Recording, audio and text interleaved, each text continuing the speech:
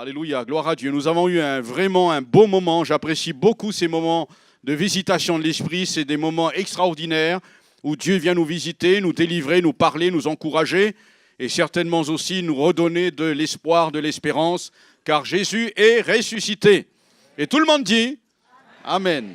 Alors dans Marc chapitre 16, donc je vous donne la référence, Marc chapitre 16 à partir du verset 1er jusqu'au verset 8 s'il vous plaît. Marc chapitre 16, verset 1er jusqu'au verset 8 s'il vous plaît. Voici ce que nous lisons dans Marc chapitre 16, verset 1er jusqu'au verset 8, si vous avez la Bible ouverte, sinon c'est affiché. Lorsque le sabbat fut passé, Marie de Magdala, Marie mère de Jacques et Salomé achetèrent des aromates afin d'aller embaumer Jésus. Le premier jour de la semaine, elles se rendirent au sépulcre de grand matin, comme le soleil venait de se lever. Elles disaient entre elles, qui nous roulera la pierre loin de l'entrée du sépulcre ? Et levant les yeux, elles aperçurent que la pierre qui était très grande avait été roulée. Elles entrèrent dans le sépulcre, virent un jeune homme assis à droite, vêtu d'une robe blanche, et elles furent épouvantées. Il leur dit, ne vous épouvantez point, vous cherchez Jésus de Nazareth, qui a été crucifié. Il est ressuscité, il n'est point ici. Voici le lieu où on l'avait mis. Mais allez dire à ses disciples et à Pierre qu'il vous précède en Galilée, car c'est là que vous le verrez, comme il vous l'a dit. Elles sortirent du sépulcre et s'enfuirent. La peur et le trouble les avaient saisies. Et elles ne dirent rien à personne à cause de leur effroi. Je continue un tout petit peu le verset 9. Jésus, étant ressuscité le matin du premier jour de la semaine, apparut d'abord à Marie de Magdala, à laquelle il avait chassé 7 démons. Que Dieu soit béni. Et tout le monde dit Amen. Avez-vous remarqué un verset extraordinaire que nous avons lu ? C'est une déclaration de l'ange. Au verset 6, il leur dit, ne vous épouvantez pas. Vous cherchez Jésus de Nazareth qui a été crucifié. Qu'est-ce qu'il est dit après ? Plus fort. Beaucoup plus fort. Il est ressuscité. Est-ce qu'on peut dire encore plus fort ? Il est ressuscité. Est-ce qu'on peut acclamer le Seigneur ? Jésus est ressuscité. Alléluia. C'est le message de Pâques. C'est la signature de Dieu, la résurrection de Christ. Eh bien, je voudrais, avec le peu de temps qu'il y a ici, mais je vais y arriver là au message, je me laisse conduire par le Seigneur et son Esprit, parce que je crois qu'il est important, mais j'ai quand même à partager. J'ai eu à cœur hier soir, ce matin, et je reviens aussi, même si j'apporte quelques modifications, tout en écoutant et en étant sensible à la voix de l'Esprit, parce qu'il est important que nous comprenions, nous sommes ici en présence de témoins de la résurrection, témoins au pluriel, plusieurs femmes bien sûr, il va y avoir des hommes. Je vais laisser l'ordre chronologique de la résurrection ou des faits, plutôt des principaux événements de la résurrection de Christ, parce qu'il est bien parlé ici, il est bien dit qu'il y a eu un événement extraordinaire qui a bouleversé même le christianisme, en fait au début même, alors que Jésus allait lancer des disciples, a chamboulé même le milieu religieux. La parole s'est accomplie, les promesses s'est accomplies. Celui qui avait été annoncé sur la scène du monde, Jésus, est enfin venu sur la terre des hommes. Lui-même va être crucifié. Et on pensait, sous l'Empire romain, on pensait même les Satan qu'il avait gagné, en mettant, n'est-ce pas, et en faussant, en trafiquant le procès. Et voici que Jésus, entre ciel et terre, il est crucifié. Et c'est ainsi peut-être une proclamation des ténèbres. Mais il n'a pas dit son dernier mot. La mort n'a pas pu le retenir. La mort n'a pas pu le retenir. Et ce que nous découvrons ici, c'est quelque chose d'extraordinaire. Au-delà de la résurrection, de l'apparition, où là Jésus va authentifier par l'action puissante du Saint-Esprit. Parce que seul le Saint-Esprit pouvait ramener un corps mort à la vie. Seule la puissance de Dieu. Et si l'Esprit de celui qui a ressuscité Jésus, déclare Paul, d'entre les morts habite en vous, celui qui a ressuscité Christ entre les morts rendra aussi la vie à vos corps mortels par son Esprit qui habite en vous ou en nous. Eh bien, c'est une déclaration extraordinaire. Nous sommes devant le miraculeux, le sensationnel, quelque chose qui dépasse, je dirais même, ce concept de l'intelligence. Comprendre ce que nous n'arriverons pas à comprendre. Et parfois, quand nous ne comprenons pas, il n'y a qu'une seule chose à faire, c'est d'accepter ce que nous ne comprenons pas. Et la meilleure façon d'accepter ce que nous ne comprenons pas, c'est de croire ce qui est écrit, car Jésus est réellement ressuscité. Et la Bible nous dit, le premier appel, j'avais quelques appels, mais je voudrais lancer un appel, que ce soit pour vous chrétiens, l'église de Sarcelles, mais je parle aussi à moi-même ce matin. Le premier appel que je découvre, enfin il y a plusieurs, mais dans un appel, c'est l'appel à la consécration. Nous avons ici le témoignage dans cette résurrection de Jésus. Dans Marc chapitre 16, verset 1er, nous y dit, lorsque le sabbat fut passé, Marie de Magdala, Marie mère de Jacques et Salomé achetèrent des aromates. Ok, c'est pour quoi faire? Afin d'aller embaumer le corps de Jésus. Quand je lis cela, je me dis, mais au fait, moi je connais l'issue de l'histoire parce que je lis la parole. Vous êtes d'accord avec moi? Je connais les promesses qui ont été faites. Mais nous pourrions facilement critiquer ces femmes en disant, mais alors, vous êtes une bande d'incrédules. Vous n'avez pas cru à la parole. Vous êtes livré à une telle attitude d'incrédulité. C'est mon droit de le dire. Mais il est vrai que le corps de Jésus, pour elles, alors qu'elles étaient dans un contexte traumatisant, elles avaient été choquées. Mais pour elles, ce qui pouvait rester du corps, c'était de l'embaumer, d'apporter à Jésus quelque chose qui pouvait être pour elles une reconnaissance. Eh bien, je voudrais ici vous dire une chose, que les femmes ont acheté, la Bible nous dit, où elles achetèrent des aromates. Pour nous, acheter veut dire quoi? Dépenser de l'argent, on est d'accord? Celui qui achète dépense. Eh bien, je voudrais vous dire, c'est la notion de la consécration. Dans le monde entier, ce que nous voyons aujourd'hui, ou un retour peut-être pour d'autres, c'est de voir des hommes, des femmes, des jeunes hommes, des jeunes filles se lever pour servir Dieu. Et même des enfants, je voudrais le dire, même des enfants se lever pour servir Dieu. Il y a des jeunes au milieu de nous et je bénis Dieu pour ce frère, Jacques Chalmont. Ok, que je ne me plante pas. Voilà, c'est une joie d'entendre ça, qu'il a été accepté après son stage de probation. Là, il est inscrit comme pasteur stagiaire. C'est merveilleux, alléluia. Mais je dis, il faudrait multiplier par 10, par 100. Non, là, il n'y a plus d'amen, là. Parce que Jésus, quand il est ressuscité, pensez-vous, c'est simplement un fait pour nous ouvrir la route du royaume, inaugurer une voie nouvelle, mais c'est pour appeler des hommes et des femmes pour annoncer la bonne nouvelle. La résurrection nous a ouvert des possibilités immenses, extraordinaires, que vous ne pouvez pas imaginer, mes frères et sœurs. C'est le fruit de la résurrection de Christ, les appels au ministère. C'est le fruit, n'est-ce pas, d'hommes et de femmes qui se lèvent aujourd'hui à cause de la résurrection. Et j'aimerais vous dire ici quelque chose d'extraordinaire. Lorsqu'elles ont acheté, elles ont dépensé, elles ont consacré leur argent. Mais avant elles, il y avait quelqu'un qui les avait précédées, c'est Joseph d'Arimathée. Joseph d'Arimathée, c'était un disciple en secret qui suivait Jésus. Mais à un moment donné, il fallait s'afficher. Vous savez, il faut prendre position pour Jésus. On peut le planquer pendant un temps, excusez-moi les expressions, je suis assez direct. C'est pas vulgaire, c'est populaire. On fait la différence. On peut suivre comme Pierre Jésus de loin, on se planque dans la foule, on dit moi je ne veux pas trop qu'on me voit, je viens à la réunion, comme certains ils cachent leur Bible, on ne sait pas trop, il a tellement caché, il ne la retrouve plus. Avant la réunion on sort vite, ou on vient, je ne sais pas, moi j'ai connu des gens comme ça. Mais à un moment donné il faut prendre position pour Jésus.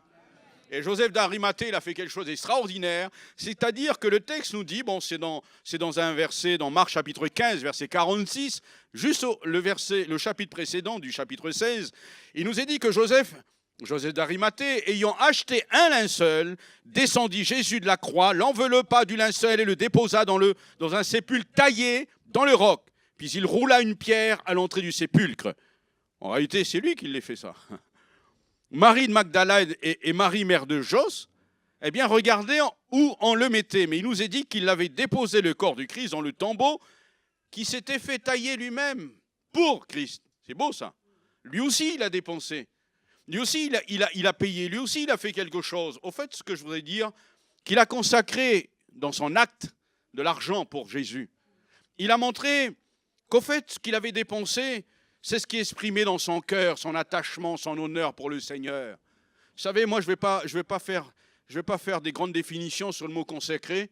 Je sais que quand on étudie, on va donner dans des milieux d'études bibliques, dans des milieux, on donne les définitions. C'est très intéressant. Mais lui, comme les femmes, avait quelque chose en commun, écoutez-moi bien, le désir d'accomplir un acte qui coûte. C'est ça le sens de la consécration. Et le message de la résurrection, c'est ça. Un sacrifice ou un don qui ne coûte rien est-il un don? Car Dieu a tant aimé le monde qu'il a donné son Fils unique, afin que quiconque croit en lui ne périsse point, mais qu'il ait la vie éternelle. Pour moi, c'est gratuit, mais quelqu'un a payé à la croix. Pour moi, c'est gratuit, mais quelqu'un a souffert à la croix. Pour moi, c'est ma liberté, c'est ma joie de lui appartenir. Mais quelqu'un a payé au prix fort pour ma liberté. C'est Jésus de Nazareth. Dieu nous l'a donné. Et nous apercevons aussi qu'un don qui ne coûte rien, est-il un don? Nous avons dit non. Un sacrifice qui ne coûte rien, est-il un sacrifice? Non. Et que vous prenez dans l'Ancien Testament, il y a eu des personnes, ou oui, un peu emblématiques. David, on en a parlé, je crois, Moïse. David, à un moment donné, pareil. Il voulait ériger un autel pour l'Éternel avec action de grâce, mais aussi avec repentance, offrir des sacrifices, du bois pour les sacrifices. Et quelqu'un était prêt à lui donner gratuitement pour l'Éternel son terrain, c'est Ornan. Mais le texte nous dit quelque chose d'extraordinaire, ce qu'il pouvait par sa position d'autorité recevoir sans payer gratuitement. Il n'a pas voulu, David. Et David a dit quelque chose d'extraordinaire. Dans 1 Chronique, chapitre 21, verset 24, le roi David dit à Ornan, « Non, je veux l'acheter contre sa valeur en argent, car je ne présenterai point à l'Éternel ce qui est à toi, et je n'offrirai point un holocauste qui ne me coûte rien. » Voilà ce qu'il a dit. Ornan dit, mais prends cet espace. Je ne sais pas si c'était en art ou en hectare, mais au fait, pour faire le sacrifice, ériger l'autel, il était prêt à donner les bœufs, le bois, n'est-ce pas, pour le sacrifice. Ornan était prêt à lui offrir. Et David dit non. La consécration consistait d'abord à honorer Dieu. La deuxième chose que nous voyons par des actes qui pouvaient coûter à soi-même, qui exprimaient l'effort que nous faisions. Eh bien, chers amis et frères et sœurs, je crois que nous l'avons compris, David le dit, je n'offrirai point un holocauste qui ne me coûte rien. Je ne peux pas me consacrer avec la consécration de quelqu'un d'autre. Je ne peux pas servir Dieu avec les talents d'autres. Mais nous pouvons servir ensemble. Amen. Je ne pourrais pas consacrer de l'onction de l'esprit de quelqu'un d'autre sur ma propre vie. Il l'a eu, cette onction. Je sais que le Seigneur donne à qui il veut, on n'achète pas l'onction. Contrairement à ce que j'entends parfois quand je tourne dans certains endroits ou d'autres pays, où certaines personnes vont acheter la puissance. Quelle déviation, quelle médiocrité, quelle bassesse. On va acheter l'onction, on n'achète pas l'onction. On va acheter la puissance, on n'achète pas la puissance. On n'achète pas la guérison. On n'achète pas le baptême du Saint-Esprit. On n'achète pas le revêtement de puissance, mais aussi les dons spirituels qui peuvent, par l'action et le ministère du Saint-Esprit, nous utiliser pour que nous devenions un canal ou des canaux puissants entre les mains de Dieu. Mais c'est lorsque nous mettons les genoux à terre et que nous dépendions de lui et que nous demandions à Dieu de nous utiliser. Et quand nous le servons, le Seigneur nous met à disposition les dons spirituels qui accompagnent notre service. Que tu sois moniteur ou de l'école ou du club de dimanche, des adolescents, l'équipe de louanges avec les leads, n'est-ce pas, avec les choristes, avec les musiciens. Tout le monde a compris ce qu'est la consécration. L'onction n'est jamais accidentelle. Il y a du prix à payer et ça coûte.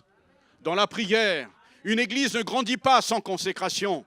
Il y a trop de chrétiens qui demandent un réveil spirituel. Mais je me suis aperçu que peut-être la petite église qui commence à prier et qu'elle se consacre dans la prière, c'est le premier pas. Elle verrait certainement ou elle verra de grandes choses. Parce que des hommes et des femmes ont payé le prix de la prière. Moi, j'ai servi dans une église, il y avait que, excusez-moi l'expression, 2 poteaux et 4 feuilles de tôle. Et à côté, il y avait des super bâtiments, des méga churches. Dans mon pays, en Nouvelle-Calédonie, de belles églises. Et je dis aux chrétiens un jour, je les amène tous sur une plateforme et je dis, est-ce que vous voyez ce que je vois? Ben, qu'est-ce qu'ils voyaient? Que de la nature, des feuilles vertes, des gros arbres. Voilà ce qu'ils voyaient.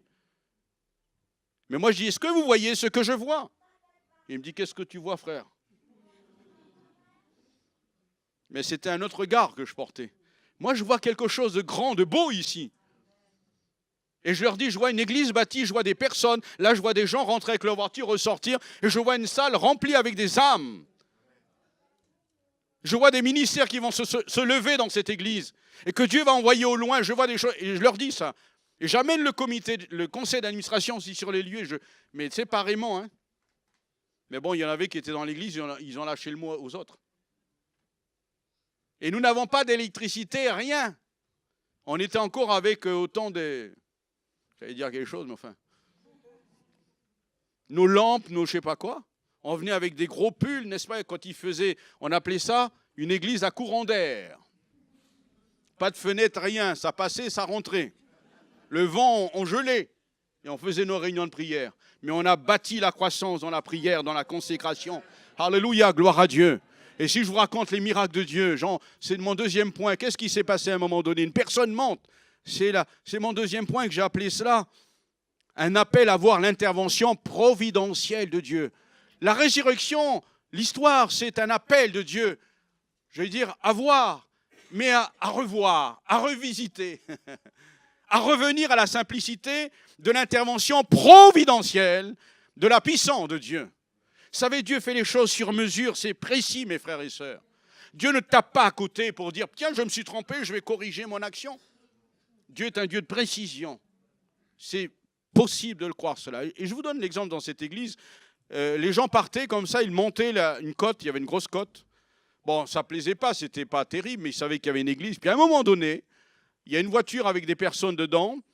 Elle ne pouvait plus, la conductrice du véhicule, la propriétaire, ne pouvait plus redémarrer sa voiture. Et là, il y a une voix qui lui dit cela. Moi, je crois que c'est la voix du Saint-Esprit. Fais marche arrière et retourne dans l'église. Pourquoi tu fais des kilomètres? Tu as une église à côté, là. Elle dit, mais quelle église? Oui, mais je la connais. Bon. Alors, elle essaye de remettre le contact. La voiture ne démarrait pas. Et la voix, elle revient en disant, retourne, va dans cette église. Mais en fait, elle redémarre le contact, ça ne prend pas. Mais elle n'avait rien fait encore que pousser la voiture, appeler une dépanneuse, etc. Vous savez, ça va vite parfois. Et là, à ce moment-là, elle tombe, elle comprend que c'est le Seigneur, un peu comme Samuel, n'est-ce pas? La voix qu'il entend, il ne savait pas trop. Il y a des choses où Dieu veut nous apprendre à entendre sa voix, à avoir cette sensibilité à la voix de son esprit. Heureusement qu'il y avait le vieux Élie, pas le prophète, mais le souverain sacrificateur, qu'il était habitué, formé à entendre la voix de Dieu, même s'il n'était pas, à un moment donné de son âge, excusez-moi, il déraillait un peu. Mais ce qu'il pouvait donner, il pouvait donner. Et il lui a dit, quand tu entendras cela, tu diras, parle, car ton serviteur écoute. C'est-à-dire que tu te mets à la disposition de Dieu. Dieu n'est pas à notre disposition. Trop de gens prennent Dieu pour un commissionnaire. Fais ci, fais ça, va là-bas, reviens, viens là, t'asseoir ici. Et même on utilise Dieu au nom de Jésus. Ben, vas-y, dis donc. Au nom de Jésus, je te demande au Dieu de faire ça. Tu ne penses pas que c'est un peu l'inverse quand même? Il y en a qui se servent du nom de Jésus au lieu de le servir. Et là, cette sœur, elle arrête à un moment donné, elle dit, Seigneur, merci. Je vais retourner là, je vais aller. Et elle met le contact, et là, ça démarre. Nous terminions le culte, elle arrive, et quand nous terminions le culte, on entend quelqu'un rentrer, plusieurs personnes, et on larme, saisi, vous savez, par l'émotion. Mais on sent que c'était en crescendo. De l'entrée, c'était un peu faible, mais plus elle s'approchait, il y avait du monde qui était là, plus elle était saisie. Et elle s'est mise à pleurer, à un tel point où on terminait le culte, et ça a un peu pas perturbé, mais ça a tiré l'attention, à tel point que les gens avaient tourné leur regard vers cette femme. Elle était un peu prise en, pas défaut, mais le projecteur était là, les pères Dieu étaient sur elle, mais elle n'était pas gênée. Elle a dit, pasteur, je voudrais prendre la parole en larmes. Elle dit cela, elle vient, elle rend témoignage de ce que je viens de vous dire. C'était quelque chose d'extraordinaire. Et après, toute sa famille est venue. On a vu des choses extraordinaires. De 12 ou 13 personnes, nous sommes arrivés à 250 personnes. En peu de temps. On a pu acheter le terrain, on a pu bâtir. Le Seigneur, il a fait quelque chose d'extraordinaire. Alléluia, gloire à Dieu. Dieu est un Dieu grand, mes frères et sœurs. Mais tout ça a été mis parce qu'il y a de la consécration. Et moi, je vous dis, c'est important, la consécration. On a vu la veuve qui a donné, n'est-ce pas, alors que d'autres donnaient leur superflu.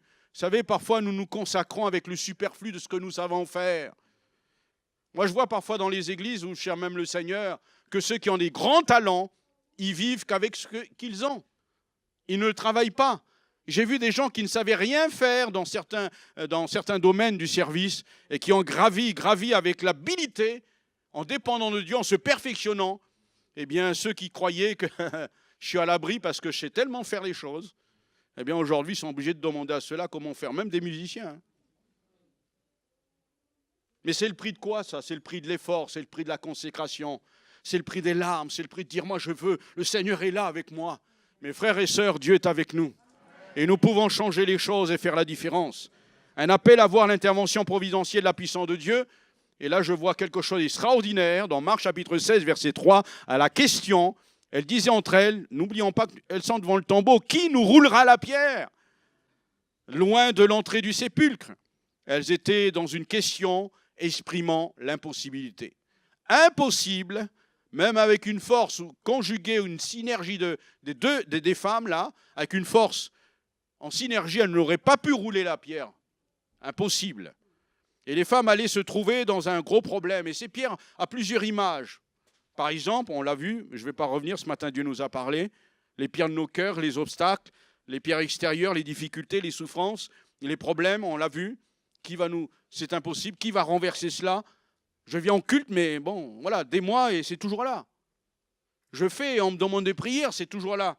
Même Paul dira à un moment donné, qui me délivrera du corps, n'est-ce pas? Il va le dire, de cette mort.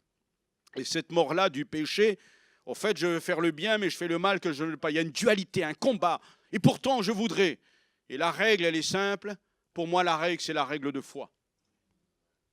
La règle de foi, elle est importante, observée par cette femme, je le vois ici. Malgré la présence de cette lourde pierre qui était là mise, eh bien, il se passe quelque chose. Il est nécessaire de partir à l'idée toujours que malgré nos problèmes, Dieu peut agir encore. Amen. Amen. C'est ce qui s'est passé pour elle. Il faut apprendre à se mettre en route, il faut apprendre à se confier, il faut apprendre à faire le pas, il faut apprendre aussi à surmonter les difficultés, même si elles sont là. Il faut apprendre à s'attendre à Dieu. Il est bon aussi de compter sur la prière aussi de nos frères et sœurs, non pas exclusivement, mais Dieu avait préparé la réponse. Vous voulez connaître la réponse de Dieu? Ben, vous l'avez lu. Mais il y a un verset qui m'a toujours fait rire, dans Matthieu 28, verset 2, si on peut le mettre. J'arrive bientôt à la fin, ne vous inquiétez pas. Matthieu 28, verset 2. Matthieu 28, verset 2. Ce passage est extraordinaire. On a parlé de tremblement dans les chants, dans les cantiques, et voici, il y eut un grand tremblement de terre. Car un ange du Seigneur descendit du ciel, vint rouler la pierre et s'assit dessus. Voilà, pour moi, c'est suffisant. Ça. Le texte nous dit bien clairement, qu'est-ce qui s'est passé? Eh bien, non seulement il y a eu le grand tremblement de terre, la pierre a été roulée, et bien sûr, comme vous l'avez vu avec moi, eh bien, un ange du Seigneur descendit du ciel, vient rouler la pierre et s'assit dessus. Dieu a fait venir son armée. Amen. Alléluia. Amen. Est-ce que vous êtes là ce matin? On va bientôt terminer le culte, mais lâchons pas. Il s'assit dessus. C'est pas vulgaire. C'est pas de la vulgarité, mais pour moi, ça me fait rire. Je dis, Seigneur, tu blagues quand même. En un mot, l'ange pouvait dire, et même c'est le message de Dieu, alors il est où votre problème? Vous voyez ce que j'en fais de votre problème? Je le domine. Je l'écrase. Je vous montre pour que vous soyez débarrassés. Amen. Et ça, c'est un acte spirituel, mes frères et sœurs. Ah oui, pasteur, c'est facile de dire avec ta bouche, avec tes lèvres. Mais tu n'es pas à ma place, mais je vais te dire aussi, tu n'es pas la mienne. Quand je passe par l'épreuve, je ne viens pas te dire, hé. Et il y a parfois dans l'église, un peu, on se valorise en disant celui qui a le plus d'épreuves. Ah, mais moi, mon épreuve, elle était plus grande que la tienne. Eh bien, dis donc quoi, ma soeur, mon frère? Eh bien, moi, tu sais, alors, on a l'impression qu'aujourd'hui, les problèmes, ça devienne des gloires. Et oui. Moi, ce qui m'intéresse, c'est de voir comment Dieu est intervenu. Et Dieu est intervenu, la réponse de Dieu était là, la solution avait été trouvée, nous l'avons lu, alors il y a tellement de choses à dire, Dieu avait trouvé la réponse. Ce n'est pas vous qui avez trouvé la réponse, c'est Dieu qui a trouvé la réponse. Et je crois que c'est une école à laquelle il faut revenir. Ces femmes ne pouvaient pas s'imaginer, je dis bien, ce qui s'était passé, parce que là aussi, pour leur compte, elles n'avaient pas prévu ça. Du coup, ça a été quelque chose d'extraordinaire. Notre Dieu est puissant. Et même si on nous pointe du doigt, quand vous dites à quelqu'un, je vais prier, Dieu peut encore agir, les gens disent, ça ne va pas. Le monde aujourd'hui nous formate, nous éduque dans nos milieux pour nous donner une très grande sagesse au point où on va même arriver sans s'apercevoir, pas s'opposer, mais presque à la limite, en disant, on se résigne, en disant, si Dieu le veut, on laisse tomber. Et aujourd'hui même, dans certains milieux, quand vous dites que Jésus-Christ le même, hier, aujourd'hui, éternellement, est-ce que vous le croyez? Vous avez 2 tendus, 3 pelus qui disent Amen. Puis ceux qui disent Amen un peu fort, tout le monde les regarde en disant c'est presque une insulte. Oui. Mais Jésus-Christ le même, hier, aujourd'hui, éternellement. Nous devons nous réapproprier ce que nous avons laissé partir, mes frères et sœurs. Amen, gloire à Dieu. Nous avons un Dieu qui est grand et même si parfois nous ne voyons pas les choses, nous acceptons, mais Dieu nous donne la force de les surmonter. Amen. Moi, je vais donner le témoignage de frères, de sœurs qui passent par des moments difficiles, comme vous d'ailleurs. Mais ce qui me fait plaisir, c'est de voir leur joie. Et vous n'avez pas entendu ces témoignages? Vous allez visiter une personne, vous allez pour la plaindre, un peu comme les amis de Job. Et puis, c'est elle qui vous encourage. Puis elle vous demande, vous voulez que je prie pour vous? Et vous êtes venu pour prier. Et vous en sortez tellement fortifié, parce qu'en fait, on est toujours dans la dynamique normale d'aller visiter, faire du bien. Et c'est les gens qui sont dans les souffrances, souvent, qui nous font du bien. Et la différence, c'est parce qu'ils sont enfants de Dieu. Amen. Et ils acceptent en comptant sur la grâce de Dieu. Alors, merci pour votre patience. Il y avait un autre appel qui n'a pas été développé, mais néanmoins, que Dieu nous aide à revenir à cette providence de sa puissance, à croire, c'est un appel à son intervention providentielle, surnaturelle. Amen. Dieu ne fera pas forcément pour tout le monde la même chose, mais il a pour chacun la particularité de sa puissance où Dieu peut faire la différence. Faisons-lui confiance. On a un Dieu qui est grand et qui est merveilleux. Tellement de témoignages que j'aurais voulu, mais la Bible nous dit, même pour ça, j'ai roulé de dessus vous l'opprobre de l'Égypte. C'est une honte. Il y a des choses qui nous collent à la peau pour le reste de notre vie. Cette semaine, je recevais un SMS de quelqu'un en disant « Oui, mais on me reproche toujours les mêmes choses. On me reproche toujours les mêmes choses, 15 ans, 20 ans après. » Et là, je lui donne le verset. L'opprobre et la honte, le Seigneur l'a pris à la croix. Il faut que tu sois libéré de ça. Ne vis pas toujours en dépendant des autres. Écoute ce que dit la parole de Dieu. Ce sont nos souffrances qu'il a portées, c'est de nos douleurs qu'il s'est chargé, et nous l'avons considéré comme puni, frappé de Dieu et humilié. Il a pris nos souffrances. Lorsqu'on se met en connexion avec Dieu, c'est à notre garde que nous portons sur nous-mêmes, même sur nous-mêmes. Et les gens qui ont du mal, n'est-ce pas, toujours à écouter ce que disent les autres, s'il vous plaît, arrêtez, écoutez un peu plus Dieu. Écoutez un peu plus sa parole. Dans Matthieu 8, verset 17, afin que s'accomplisse ce qui avait été annoncé par Isaïe le prophète, il a pris nos infirmités, nos handicaps, le texte, pas forcément physique. Il s'est chargé de nos maladies, c'est lui qui l'a pris. Regardez ce transfert qu'il a été fait. C'est pour notre liberté. Et la résurrection, c'est un message d'espoir pour l'humanité entière et pour l'Église du Seigneur. Alors il y avait un appel à l'identification avec Christ, je laisse tomber. C'est-à-dire, nous sommes appelés à ressembler à Christ. Et oui, puisqu'on le voit sur un texte qui est clair d'ailleurs. Quand l'ange dit qu'il est ressuscité, c'est le message. Nous aussi, nous sommes ressuscités. Amen. Il nous a créés, ou recréés, comme le texte nous dit. Un appel à témoigner, à dire à ses disciples et à Pierre. C'est l'ange qui dit. Et il leur dit, il invite les femmes à les témoigner à ce qu'elles viennent d'apprendre. Messieurs, vous êtes d'accord? Mesdames, vous êtes là? J'ai remarqué dans une église, je ne sais pas ici, il y a plus de femmes qui servent le Seigneur que d'hommes. Alors je dis souvent, c'est peut-être à cause de ce passage. Il leur a confié le message de la résurrection. Pourquoi il ne nous l'a pas confié d'abord? Alors il y a un frère qui m'a dit, mais frère, tu n'as pas tellement bien lu, pourquoi? Mais il a dit à ses disciples et à Pierre. Oui, je dis oui, mais c'est quand même les dames qui sont venues annoncer. Après je dis, on ne va pas se disputer. Si les dames et les disciples et Pierre qui sont masculins et le féminin se mettaient ensemble, ce serait formidable. Mais il y a un constat, je ne sais pas pour ici, moi je vois, c'est international. Même dans l'étude missionnaire, il y a plus de femmes en mission que d'hommes. Alors je ne sais pas, je donne une parole peut-être prophétique ce matin. Messieurs, il faut se lever. Vous êtes déjà, mais pas suffisamment. Nous, on est cartésiens, nous on réfléchit beaucoup, nous, vous avez remarqué? Je ne sais pas, Mais Dieu nous appelle à le servir. Amen. Et le service, même Pierre qui avait renié, parce que le Seigneur va chercher tout le monde, même un Pierre qui l'a renié, il revient vers Pierre Parce qu'il ne l'a pas oublié à ses disciples et à Pierre. Rappelez-vous-en, il pleura amèrement, lui qui avait renié Jésus. Mais Jésus va le restaurer, le remettre sur pied.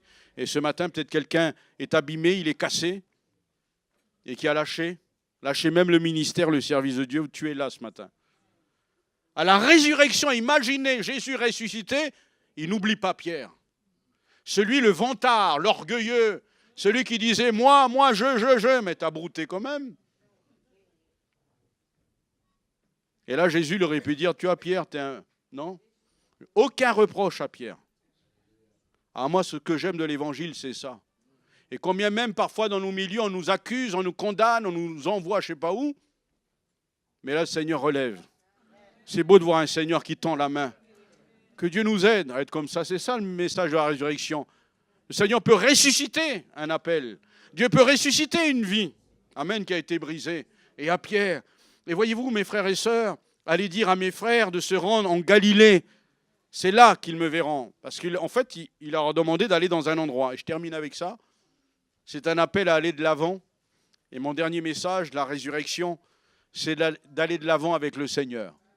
Parce qu'au fait, quand ils sont arrivés à Galilée, c'était pourquoi? Qu'il vous précède en Galilée, on l'a vu dans Marc 16, verset 7. C'est là que vous le verrez, mais ce n'est pas le voir seulement, comme il vous l'a dit. Et c'est là qu'il a donné ses dernières recommandations. Et vous voyez qu'il est toujours bon d'être là où Dieu nous veut. Amen, comme ce matin. C'est d'abord chercher à savoir ce qu'il attend de nous, afin de faire ce qu'il a prévu, chercher sa volonté. Et je bénis Dieu je vois dans cet auditoire des jeunes. Je bénis Dieu pour vous, les jeunes. J'ai un message pour vous. Même si parfois on a l'impression, je pense que vous êtes dans une église pertinente, parce que vous êtes dans une église pertinente, émergente. Parce que je vois ce que vous faites. Mais parfois même dans des églises, on dit, nous on n'a pas de place.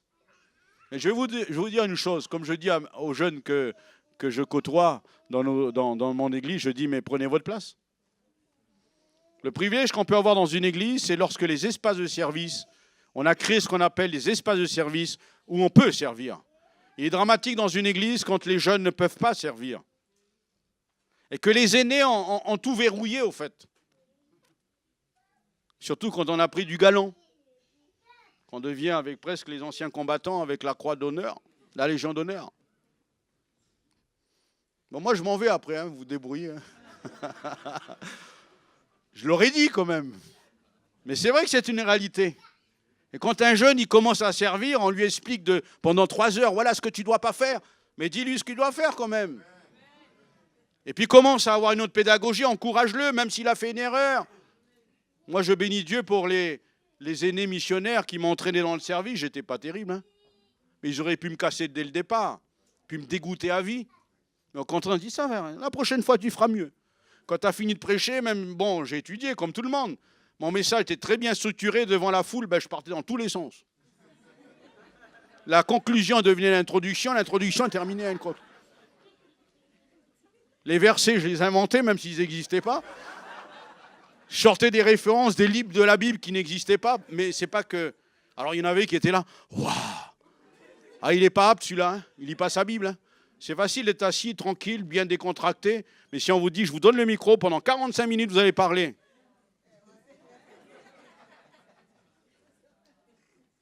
Mais en face, il y en avait quelqu'un qui était là, dit, vas-y frère. Et ça m'encourage comme là, les sœurs aînées. Et puis, je sais que j'avais fait des bêtises, j'avais dit des erreurs. Mais ils m'encourageaient. Et je dis, mais t'as pas entendu ce que j'ai dit? Ah ben c'est rien, frère. Nous, on retient la pensée de l'esprit. Et après, on se consacre. Et là, le mot consécration, il prend une raison. Dieu est bon, mes frères et sœurs. Alors les jeunes, servez le Seigneur. Servez. Moi, j'y crois à la jeunesse, à l'âge de 16 ans. J'ai commencé à prêcher à 17 ans. Ouais, mais l'époque, c'est pas notre époque. Qu'est-ce qui vous dit que c'est pas notre époque? Moi, je connais des jeunes de cette époque-là qui prêchent. Et qui servent. Et qui vont même en mission, j'en connais. Et vous êtes des gens exceptionnellement compétents. Et Dieu a besoin de vous. Je me rappelle ce jeune qui est venu me voir avec sa femme à la fin du culte. Je faisais un des premiers cultes, là où je suis. Il vient me voir, il dit, voilà, pasteur, je voudrais mettre à ton service. Je n'ai pas tellement apprécié ton service, mais j'ai compris que parfois aussi, même là, c'est peut-être la maladresse, c'est à nous de comprendre. Ce n'est pas la peine d'en faire une moralité. Mais j'ai compris qu'il voulait se consacrer à quelque chose. À soutenir la prédication avec des supports, avec des images, avec l'animation. J'en faisais, moi, mais peut-être... C'est bien quand vous voyez comme ça, vous dites, ben, qu'est-ce que je peux faire pour améliorer? Et ils sont venus, et aujourd'hui, ça fait 4 ans, ben, mes prédications, mes enseignements, c'est eux qui les travaillent. Avec des slides, avec l'animation, je les envoie tôt, ils travaillent, on échange, on corrige, et après on y va le dimanche. Et moi, je suis fier. Je demande souvent à ces jeunes de se lever, c'est eux. C'est quand on vient me voir, on dit, waouh, c'est beau, ah, c'est merveilleux, pasteur, ce que vous avez fait. Non, non, c'est eux qui ont fait. Et je les honore. Et ils donnent envie à d'autres. Et alors, certains vont encore beaucoup plus loin qu'eux. Dieu est bon. Amen. C'est un appel à la consécration. Et enfin, Matthieu, peut-être on va lire dans Matthieu 28, avant de prier le Seigneur. Matthieu 28, j'ai 2 textes. C'est là que leur ordre de mission leur sera signifié avec plus de précision. Matthieu 28, verset 16. Les 11 disciples allèrent en Galilée sur la montagne que Jésus leur avait désignée. Quand ils le virent, ils l'adorèrent, mais quelques-uns eurent des doutes. Jésus s'étant approché leur parla ainsi, « Tout pouvoir m'a été donné dans le ciel et sur la terre. Allez, faites de toutes les nations des disciples, les baptisant au nom du Père, du Fils et du Saint-Esprit. Et enseignez-leur à observer tout ce que je vous ai prescrit.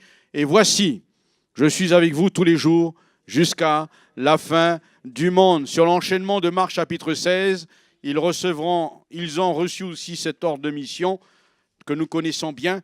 Puis il leur dit, allez par tout le monde et prêchez la bonne nouvelle à toute la création. Celui qui croira, qui sera baptisé, sera sauvé. Celui qui ne croira pas sera condamné. Voici les miracles qui accompagneront ceux qui ont cru en mon nom. Ils chasseront les démons. Ils parleront de nouvelles langues. Ils saisiront des serpents. S'ils boivent quelques breuvages mortels, ne leur fera point de mal. Ils imposeront les mains aux malades et les malades seront guéris. Le Seigneur, après leur avoir parlé, fut enlevé au ciel. Et la Bible nous dit, ils s'assiedent à la droite de Dieu. Ils s'en allèrent prêcher partout. Le Seigneur travaillait avec eux et confirmait sa parole par les miracles qui l'accompagnaient. C'est pas beau ça? D'être là où Jésus leur a dit d'aller en Galilée et ils reçoivent cet ordre de mission. Alors Jésus dit, je vous offre le monde maintenant. Allez-y. Oui, mais il leur a dit d'attendre ce que le Père avait promis, le revêtement de puissance. La résurrection a ouvert la possibilité de l'ascension après s'être révélé à eux. À la résurrection, 40 jours, il va remonter vers le Père et ensuite il leur enverra le Saint-Esprit, le revêtement de puissance. C'est beau. Amen. Alors merci au Seigneur d'être ressuscité et il est présent au milieu de nous. Alléluia. Église de Jésus-Christ, nous sommes les plus heureux. Est-ce qu'on peut acclamer le Seigneur? Levons-nous ensemble et remercions le Seigneur. Amen. Gloire à Dieu. On peut acclamer plus fort encore.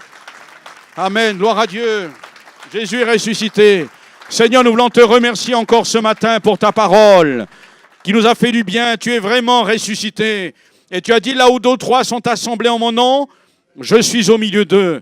Et ta présence est tangible à nos cœurs. Tu es présent. Tu agis encore aujourd'hui. Et les différents appels que nous avons entendus nous viennent de la résurrection de Christ. Nous voici devant toi pour nous donner entièrement à toi. Veuille nous pardonner, Seigneur, contre les murmures, contre toutes les choses, la négligence, la paresse. Et nous voulons te demander pardon ce matin. Je vais prier pour ceux qui encore se posent des questions. Seigneur, toi-même, tu t'es donné, et par honneur et par respect, je veux te dire, me voici, ô Dieu, me voici devant toi. Je ne sais pas ce qu'il faut faire, mais je suis disposé à te donner mon cœur, ma jeune vie, si c'est un jeune. M'appelle à croire dans la puissance surnaturelle et providentielle de ton action, de la puissance de Dieu. Seigneur, nous savons que tu agis encore aujourd'hui. Il y a des situations délicates, des situations que certains traversent. Mais nous avons vu, ces femmes ont dit, leur limite, qui nous roulera la pierre? Nous sommes souvent posé la question, réapprends-nous, Seigneur, à exercer notre foi dans les petites choses. Réapprends-nous, Seigneur, à regarder vers toi en levant les yeux. Et même si les choses ne changent pas, mais dans mon cœur, les choses peuvent changer. Donne-moi de voir différemment. Bénis l'Assemblée de Sarcelles. Bénis cette région. Je prie pour la multiplication de l'action de ton esprit. Je prie pour la multiplication des âmes. Seigneur, que la gloire de Dieu se manifeste. Je prie pour la levée d'un grand nombre d'ouvriers aussi. Parce que tu veux voir dans le monde entier faire bouger les choses. Et je te bénis pour cette assemblée que tu bénis. Merci pour mes frères et sœurs. Merci pour les serviteurs de Dieu. À toi toute la gloire, au nom de Jésus. Et tout le monde dit Amen. Amen. Que Dieu vous bénisse. Merci beaucoup.